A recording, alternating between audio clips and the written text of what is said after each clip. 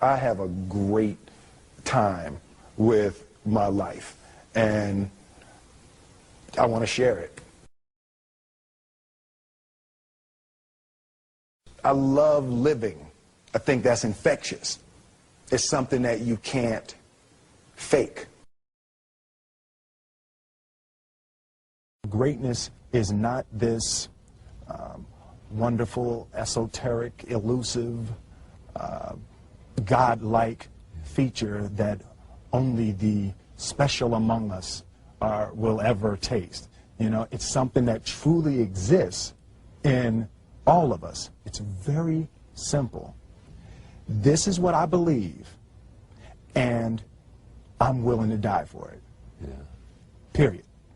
It's that simple. I know who I am, and I know what I believe. I know who I am, I know what I believe. That's all I need to know. And that's all I need to know. So from there, you do what you need to do. Yeah. You know, and I think what happens is we make the situation more complex than it has to be. Because we're looking for complexity. There's got to be something complex to understand. It can't be that easy. No. We didn't grow up with the sense that where we were was where we were going to be. You know, we grew up with the sense that where we were almost didn't matter because we were becoming right. Something greater. The separation of talent and skill is one of the greatest misunderstood concepts for people who are trying to excel, who have dreams, that want to do things. Talent you have naturally. Skill is only developed by hours and hours and hours of beating on your craft. I've never really viewed myself as particularly talented. Where I excel is ridiculous, sickening work ethic. You know, while the other guy's sleeping, I'm working. While the other guy's eating, I'm working. There's no easy way around it. No matter how talented you are, your talent is going to fail you if you're not skilled. You know, if you don't study, if you don't work really hard and dedicate yourself to being better every single day, you'll never be able to communicate with people, with your artistry, the way that you want. So the only thing that I see that is distinctly different about me is I'm not afraid to die on a treadmill. You might have more talent than me, you might be smarter than me, but if we get on the treadmill together, right, there's two things. You're getting off first, or I'm going to die. It's really that simple. One summer, his dad tore down a brick wall on the front of his business and told 12-year-old Will and his 9-year-old brother to rebuild it, a job they said was impossible. It took them 1.5 years, but they did it. And he said, now don't you ever tell me it's something that you can't do. You don't try to build a wall. You don't set out to build a wall. You don't say, I'm going to build the biggest, baddest, greatest wall that's ever been built. You don't start there. You say, I'm going to lay this brick as perfectly as a brick can be laid. And you do that every single day. And soon you have a wall. And soon you have a wall. you know, it's an idea that my grandmother always had, that you know, if you're going to be here, then there's a necessity to make a difference. She always instilled the responsibility, the spiritual responsibility that you have to make every group you come in contact with better. I want to do good. Yeah. I want the world to be better because I was here. I want my life, I want my work, my family, I want it to mean something. And it's like, it has, if you are not making someone else's life better, then you're wasting your time. You know, like your life will become better by making other lives better. I want to represent an idea. I want to represent possibilities. I want to represent the idea that you really can make what you want. One of my favorite books is The Alchemist, Paulo Coelho. And that's just, I just believe that. I believe that I can create whatever I want to create. The first step before anybody else in the world believes it is you have to believe it.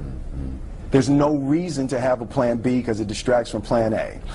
I think that there's a certain delusional quality that all successful people have to have. You have to believe that something different than what has happened for the last 50 million years of history. You have to believe that something different can happen. Confucius said, he who says he can and he who says he can't are both usually right. Being realistic is the most commonly traveled road to mediocrity. Why would you be realistic? What's the point of being realistic? Just put up a barrier.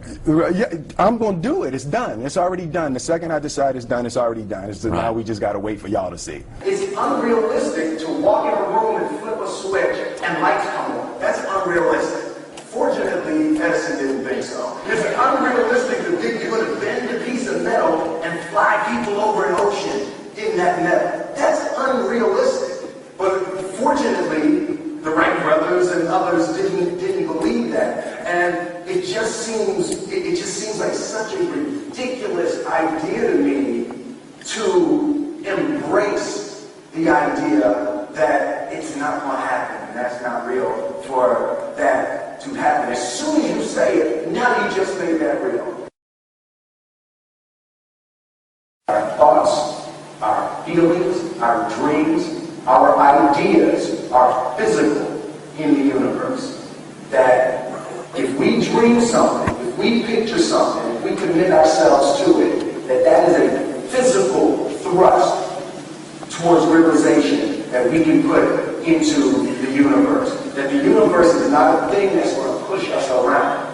That the world and people and situations are not something that are going to push us around. That we are going to bend the universe and command and demand that the universe become what we want it to be. I study the patterns of the universe. There's a redemptive power that making a choice has, you know, rather than feeling like you're at effect to all the things that are happening.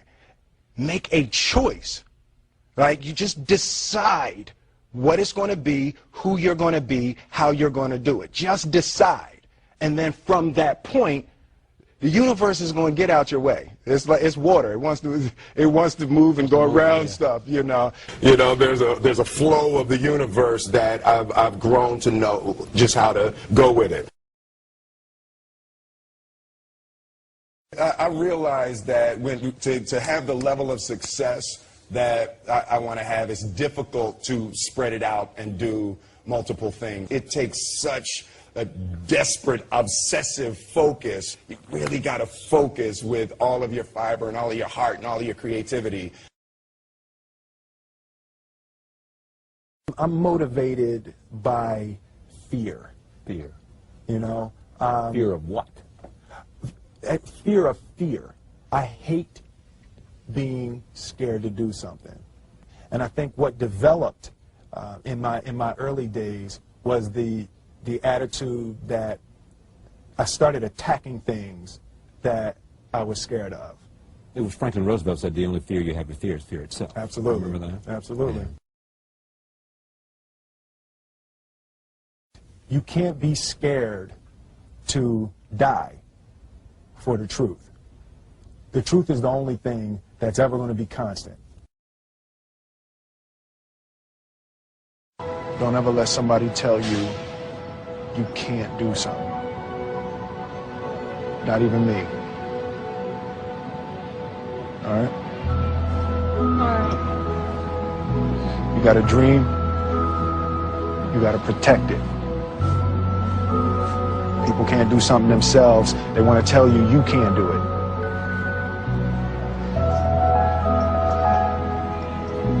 You want something, go get it. Period.